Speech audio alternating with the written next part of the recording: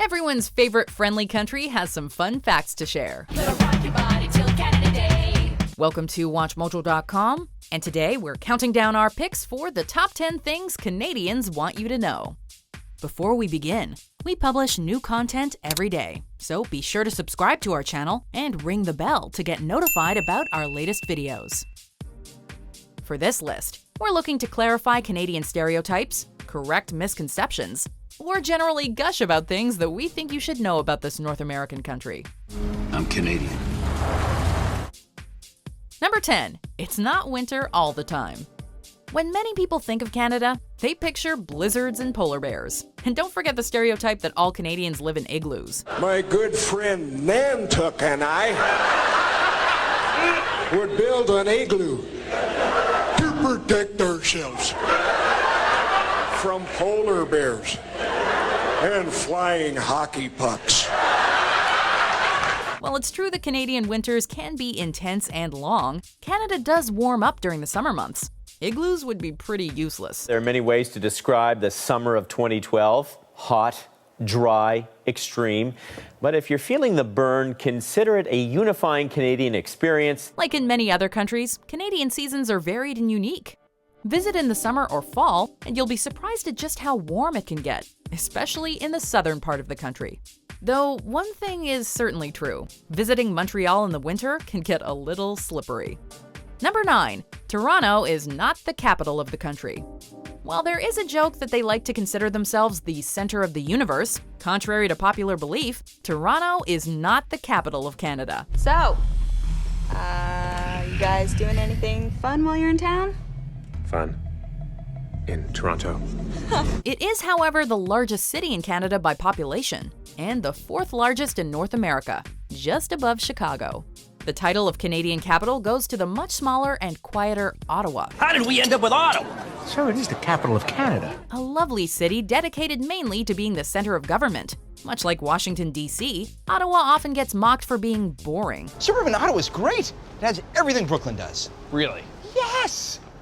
Other than my job and my friends and my family, you, interesting people, museums, restaurants. While not as exciting as Toronto, perhaps, Ottawa's charms are still not to be missed. Ottawa, the Paris of Central Canada. Number 8. A Canadian invented basketball. Believe it or not, it was the Canadian James Naismith, a McGill University graduate, who invented this popular sport back in 1891. Naismith was a phys ed teacher at the YMCA International Training School in Springfield, Massachusetts. He struggled with a class of students who were disobedient and short-tempered due to being stuck inside all day thanks to a harsh winter.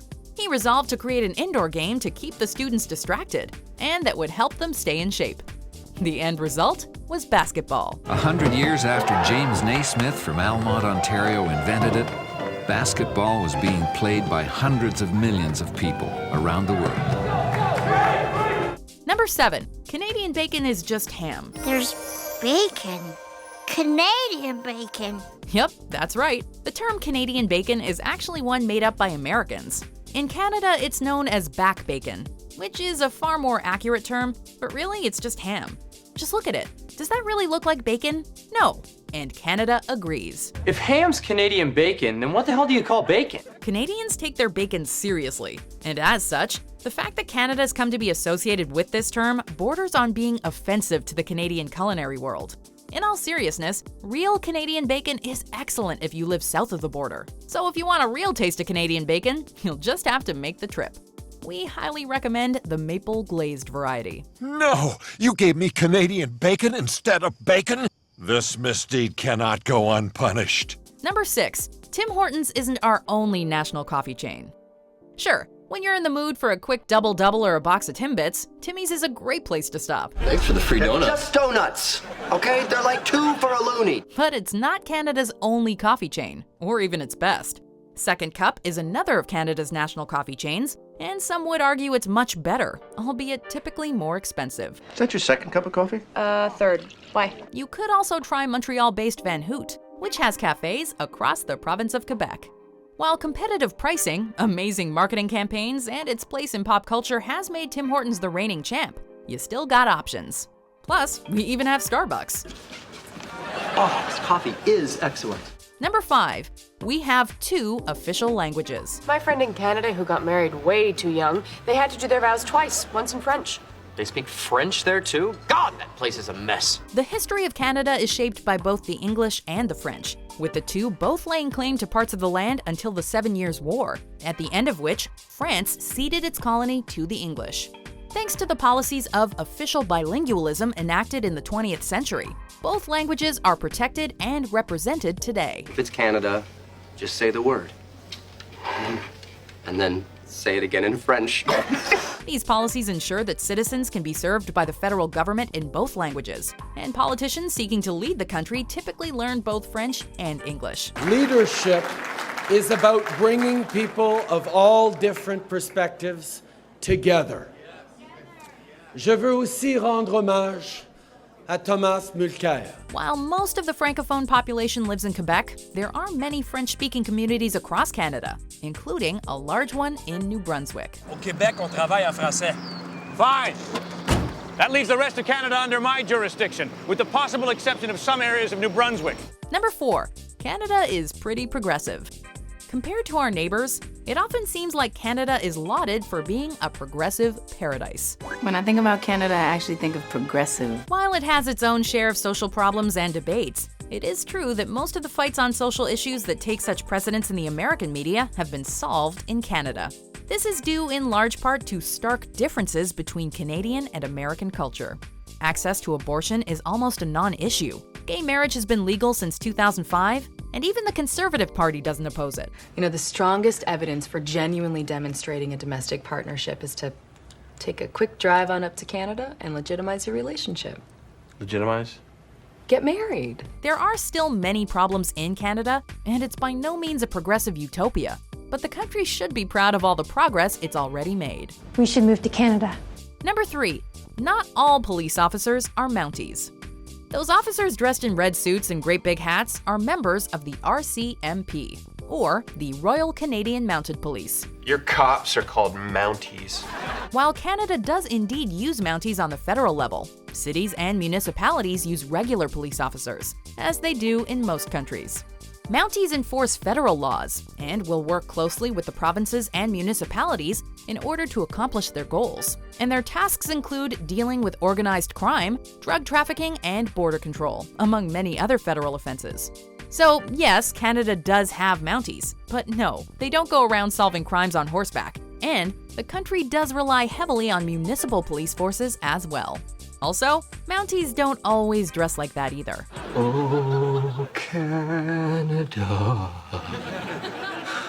our home and native land.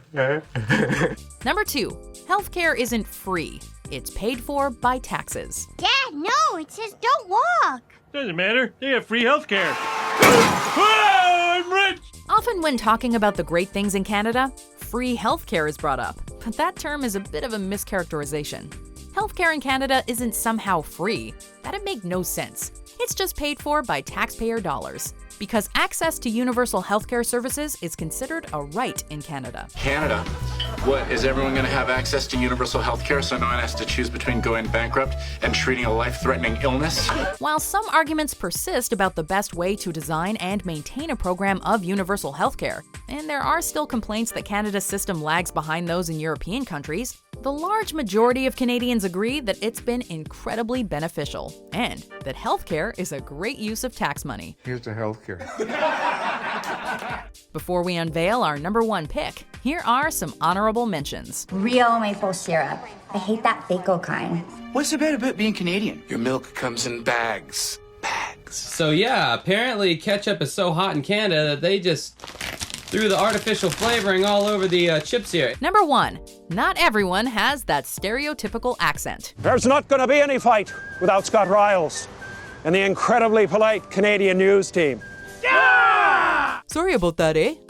While the accent does exist, it's more common in rural areas. And even then, people in the Maritimes and Newfoundland have their own distinct accent. They sometimes have a funny way of saying things like a boot. And the way they say about. Which sounds like, what's that? A boot? The majority of Canadians you meet, who will likely be from the big cities, don't talk with that accent. In fact, they sound very similar to Americans from big cities. You got a weird thing for Canadian melodrama. Got a weird thing for girls who say a boot.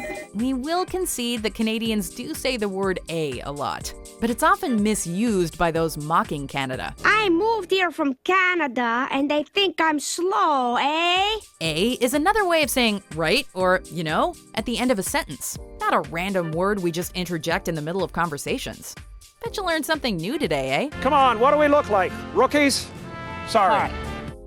Do you agree with our picks? Check out these other great clips from WatchMojo and subscribe for new videos every day.